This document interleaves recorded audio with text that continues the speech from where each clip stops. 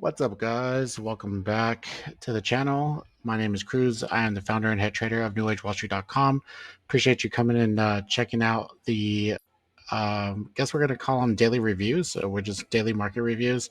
I know been kind of slacking as of lately for these here, guys. There hasn't been much to report on in the market, but regardless, I'm going to try to keep up with it. So I know that I've been saying that, but just kind of give my insights as to what's going on in the market and whatnot.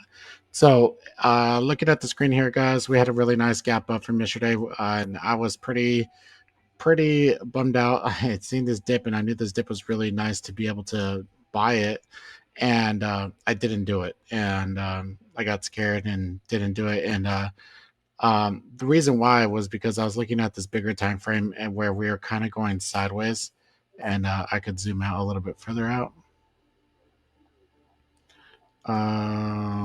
Let's do the daily one. So we're kind of going sideways right here,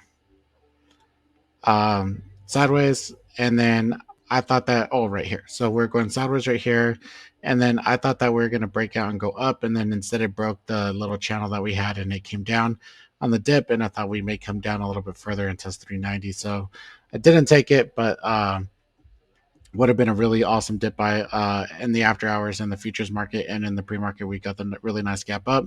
And so what I want to show you is here on the option chain what we're kind of dealing with today. So today is the 29th of March. We're almost to April. We had this very thick open interest here on the call side, with the 400 being the big one with the 31,000 contracts. And then to the downside, we didn't have too much until 395. It was a little bit thick, but not too bad. So I knew that we were going to have a little bit of resistance here at the 400, and we tapped it maybe like 2-3 times before we actually made it over. And I actually took one trade today from that 400 area to the downside, the biggest slide off that we had today, and then we wanted a breaking through. So um, what we're looking at here now is like on the futures end, the 4015, it winds up being around 400 on the SPY. And so the 4015 has been our kind of our safe home base as of right now, where it gets kind of sticky when the price is right here. And then we broke out of that, and then to the upside we have what's called the JP Morgan collar. So every quarter JP Morgan puts on a position above where the current market is and below where the current market is. So where they sell, I believe, sell the calls above, and then they buy the puts below, or sell the puts below. And so the price is supposed to stay within that range. And with that being said, that is at the 4065. So that is set to expire here on Friday. So the end of the quarter, end of the month, everything is going to expire into Friday, and we start getting into earnings reports again probably next week, the week after. Get into earnings season, which will be exciting. Maybe we get a little bit more volatility and things from that. So uh, my target has been 4065. I really wanted it since around down here. I wanted it to get to 4065, and it's just been the slow grind in order for us to get it. On this day, I thought we may break it and then continue to go, but we didn't. We just kind of touched it and then pulled away from it. But 4065 has been the target, and I do not expect us to break that for the rest of the week. I do believe that will have a little bit more volatility going into next week, just because that kind of comes off everyone that needs to organize their portfolios, such as the big boys, the dealers, market makers. Everything is able to do so, and then we start with the new quarter on Monday. So, and if you look at the open interest, like on the quarterlies, so if you come over to March 31st, and you'll be able to see all the open interest that is set here to go ahead and expire and move. Um, So you have right here at 400, there is 42,000 contracts right here at the 400. There is all 76,000 contracts here at the 390. That is currently our put wall.